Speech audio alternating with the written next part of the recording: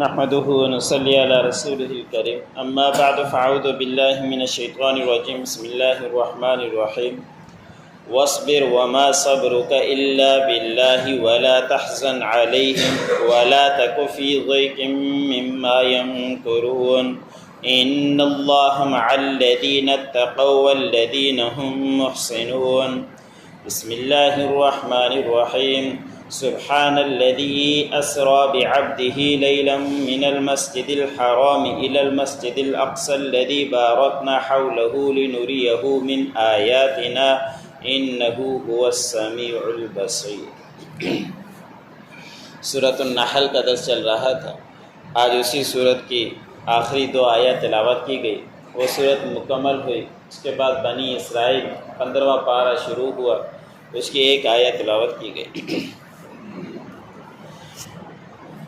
گزشتہ آیتوں کے اندر سورۃ نحل کے اندر گزرا کہ غزوہ احد کے اندر مسلمانوں کو کافی نقصان ہوا تھا۔ 70 صحابہ اکرام شہید ہوئے تھے۔ حضرت حمزہ رضی اللہ تعالی عنہ بھی شہید ہوئے تھے، تو انہوں نے حضرت حمزہ رضی اللہ تعالی عنہ کا مثلا کر دیا تھا کہ ہاتھ پاؤں دل نکال دیا تھا، چہرے کو بھی مسح کیا تھا۔ تو آپ صلی اللہ علیہ وسلم نے اس سے میں کہا تھا کہ اگر کبھی ابھی ہمارا کافروں کے ساتھ مقابلہ ہوا، اللہ نے ہمیں فتح یاب کیا، تو میں 70 کافروں کو اسی طرح کروں گا۔ تو اللہ رب العزت نے منع فرما دیا۔ اللہ رب العزت نے فرمایا کہ تم بدلہ لو تو اتنا ہی بدلہ لو جتنی کو انہوں نے تکلیفیں پہنچائی ہے، اس سے زیادہ نہیں۔ اگر آپ صبر کرو گے تو آپ لوگوں کے لیے بہتر ہے۔ تو اسی سلسلے میں آج کی آیت میں اللہ رب العزت نے فرمایا کہ بس آپ صبر کیجئے، اور آپ کا صبر اللہ ہی کی طرف سے ہوگا کہ آپ کو بڑی تکلیفیں پہنچائی گئی۔ آپ کے 2 ہی چچا اسلام لائے، ایک چچا کے ساتھ یہ کیفیت ہوئی، تو آپ اگر صبر کرو گے تو اللہ رب العزت ہی کی طرف سے صبر ہوگا آپ کے اوپر۔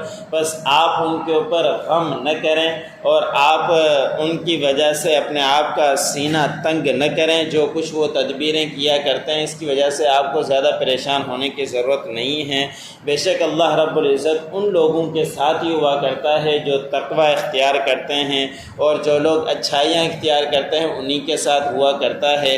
بس یہ جتنے کرنے ہیں ان کو کر لیں، عنقریب تمہاری فتح ہوگی، اور تم ڈرتے رہو گے تو تمہارے لیے کامیابیاں ہوگی، اور آگے چل کر یہ نقصان کھائیں گے۔ اور پھر کافروں نے نقصان کھائی تھی کہ غزوہ بدر جب معاملہ ہوا تو اس کے اندر 70 کافر ان کے مارے گئے، 70 گرفتار ہوئے، لیکن آپ صلی اللہ علیہ وسلم نے پھر ایسا نہیں کیا اور صبر کیا تو اللہ رب العزت نے ان کو بدلہ بھی دے دیا۔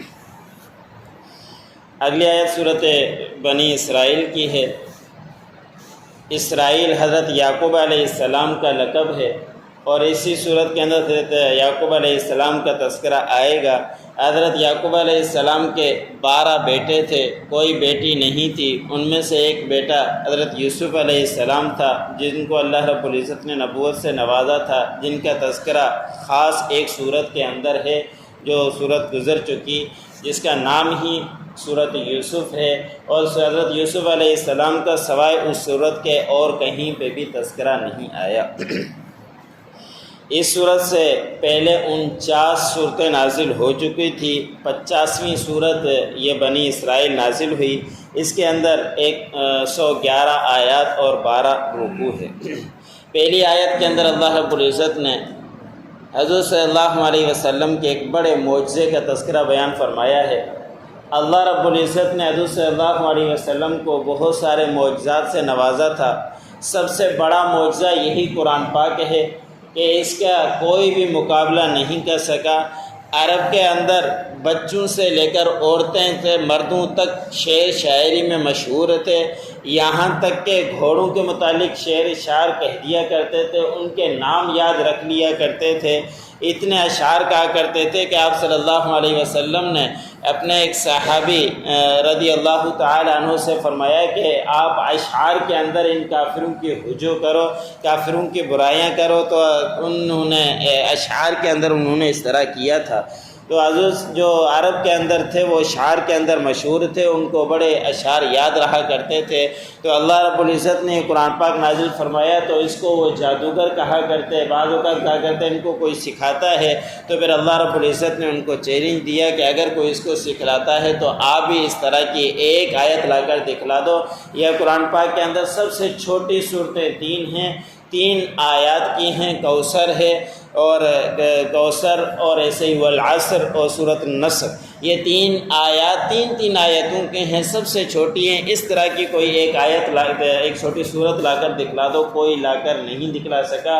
مقابلہ بھی کیا، انہوں نے الفاظ بھی اپنی طرف سے گڑھے، لیکن پھر لوگ ہی اس کو طعنے دینے لگے کہ یہ عجیب آپ نے الفاظ گڑھ دیے ہیں۔ تو یہ اللہ رب العزت کی طرف سے نازل کیا ہوا ہے، سب سے بڑا معجزہ یہی ہے قرآن پاک، تو تا قیامت اللہ رب العزت نہ اس میں ایک زبر زیر کی بھی تبدیلی نہیں کر سکتا، یہ ایک بڑا معجزہ ہے۔ اس کے بعد جو دوسرا بڑا معجزہ اللہ رب العزت نے حضور صلی اللہ علیہ وسلم کو دیا کہ 14ویں چاند ہے، چاند چمک رہا ہے، اس وقت کافر لوگ آپس میں مشورہ کر کے آگے کہنے لگ گئے کہ یہ چاند کے اگر آپ 2 ٹکڑے کر دیں تو ہم ایمان لے کر آ جائیں گے۔ آپ صلی اللہ علیہ وسلم نے فرمایا کہ معجزہ میرے اختیار میں نہیں ہے، میں اس طرح نہیں کر سکتا، اگر اللہ رب العزت چاہے تو ایسا ہو سکتا ہے، تو اگر ایسا ہو جائے تو آپ پختہ بات کہہ سکتے ہو کہ آپ ایمان لے کر آؤ گے۔ سب نے اقرار کیا کہ ہم ایمان لے کر آئیں گے۔ حضرت صلی اللہ علیہ وسلم نے اپنی انگلی سے اشارے کیے، چاند 14ویں چاند کا چمک رہا، 2 ٹکڑے ہو گیا، ایک مشرق کی طرف ٹکڑا چلا گیا، ایک مغرب کی طرف۔ کافر لوگ ایک دوسرے سے پوچھنے لگے کہ کیا آپ لوگوں کو بھی 2 نظر آ رہے ہیں؟ سب نے اقرار کیا کہ ہاں 2 ہی نظر آ رہے ہیں، لیکن جو ضدی ہوا کرتے ہیں وہ ایمان نہیں لاتے، وہ ایمان نہیں لائے، اور یہ الفاظ کہہ کر کہ آپ تو پرانا ہی جادو آپ کی طرف سے چلا ہوا آ رہا ہے، یہ کہہ کر چلے گئے اور ایمان قبول نہیں کیا۔ اس کے بعد تیسرا سب سے بڑا معجزہ جو اللہ رب العزت نے نبی کریم صلی اللہ علیہ وسلم کو بہت سارے معجزات سے نوازا، لیکن بڑے یہ 3 ہی معجزے ہیں، اور تیسرا معجزہ معراج کا ہے، جو آپ صلی اللہ علیہ وسلم کو اللہ رب العزت آپ صلی اللہ علیہ وسلم کو ایک ہی رات کے اندر 7واں آسمان مسجد حرام سے مسجد اقصی تک سیر کرائی، ایک رات کے اندر یہ کرایا، اور یہ کرانا کوئی مشکل نہیں اس ذات کے لیے جو پوری کائنات کو چلانے والی ہے۔ اس لیے اللہ رب العزت نے پہلا لفظ یہ بیان فرمایا، پاک ہے وہ ذات جس نے اپنے بندے کو لے گئی راتوں رات مسجد حرام سے مسجد اقصی تک، اور اس کے درمیان جو اللہ رب العزت نے بڑی برکتیں رکھی ہے، ان کی برکتوں کی زیارتیں کروائی، اور اللہ رب العزت نے اپنی طرف سے بہت ساری نشانیاں دی۔ اس کے اندر واقعہ بڑا تفصیلی ہے۔ حضور صلی اللہ علیہ وسلم ام ہانی کے گھر سو رہے تھے، فرشتے آئے اور آپ صلی اللہ علیہ وسلم کو جگایا، پھر آپ صلی اللہ علیہ وسلم کو بیت اللہ کی طرف لے گئے، اور جو حتیم ٹکڑا بنا ہوا ہے یہ پہلے بیت اللہ کے اندر داخل تھا، لیکن جب آپ صلی اللہ علیہ وسلم بنانے لگے تو اس وقت یہ اعلان کیا تھا کہ اس کے اندر حرام کی رقم نہیں لگے گی، ساری حلال کی لگے گی، تو پھر جتنی حلال کی رقم تھی اتنا وہ بیت اللہ بنا دیا گیا۔ یہ حتیم والا حصہ بھی بیت اللہ کا ہی ہے، لیکن رقم حلال کے نہ ہونے کی وجہ سے اس کو چھوڑ دیا گیا تھا۔ تو آپ صلی اللہ علیہ وسلم کو وہاں لائے، وہاں سینہ چاک کیا، پھر آپ صلی اللہ علیہ وسلم کو مسجد اقصی تک لے گئے، پھر مسجد اقصی سے 7واں آسمان تک، اور بیچ میں بھی بہت ساری نشانیاں آپ صلی اللہ علیہ وسلم کو دکھلائی گئی۔ پھر 7واں آسمان پر 7 انبیاء اکرام سے ملاقاتیں ہوئی، پھر آپ صلی اللہ علیہ وسلم کو تحفہ دیا گیا جو 50 نمازوں کا تھا۔ وہ تحفہ لے کر آپ صلی اللہ علیہ وسلم واپس آ ہی رہے تھے، حضرت موسیٰ علیہ السلام سے ملاقات ہوئی۔ حضرت موسیٰ علیہ السلام نے فرمایا کہ کیا تحفہ ملا؟ تو حضرت صلی اللہ علیہ وسلم نے فرمایا کہ 50 نمازیں۔ حضرت موسیٰ علیہ السلام نے فرمایا کہ میری امت 2 نمازیں بھی نہیں پڑھا کرتی تھی، آپ واپس جائیں اور رعایت کروائیں۔ آپ صلی اللہ علیہ وسلم نے 9 چکر لگائے، 45 نمازیں کم ہو گئی۔ اس کے بعد جب واپس آئے تو حضرت موسیٰ علیہ السلام نے فرمایا کہ آپ کی امت 5 نمازیں بھی نہیں پڑھے گی، اور جائیں کم کرائیں۔ تو آپ صلی اللہ علیہ وسلم نے فرمایا کہ اب مجھے حیا آتی ہے، مزید میں کیسے کم کروانے جاؤں، تو 5 نمازیں لے کر آ گئے۔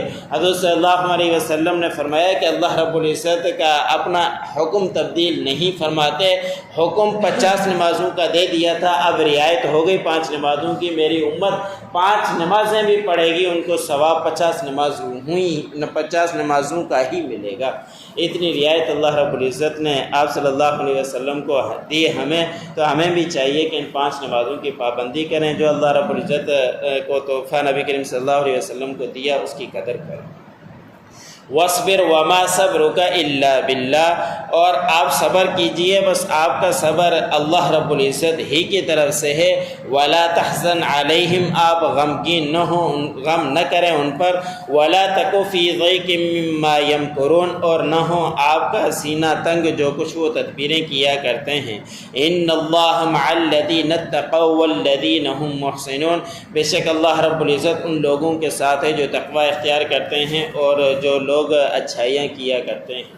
سبحان الذی اسریٰ بعبدہ، اللہ رب العزت کی ذات پاک ہے جو اپنے بندے کو لے گئی لیلا من المسجد الحرام الی المسجد الاقصی، ایک ہی رات کے اندر مسجد حرام سے مسجد اقصی تک، الذی بارکنا حولہ، کہ جس کے ارد گرد ہم نے برکتیں اتاری، لنریہ من آیاتنا، تاکہ ہم اس کو دکھلائیں اپنی نشانیاں، انہ هو السمیع البصیر، بے شک اللہ رب العزت وہ سننے والے اور دیکھنے والے۔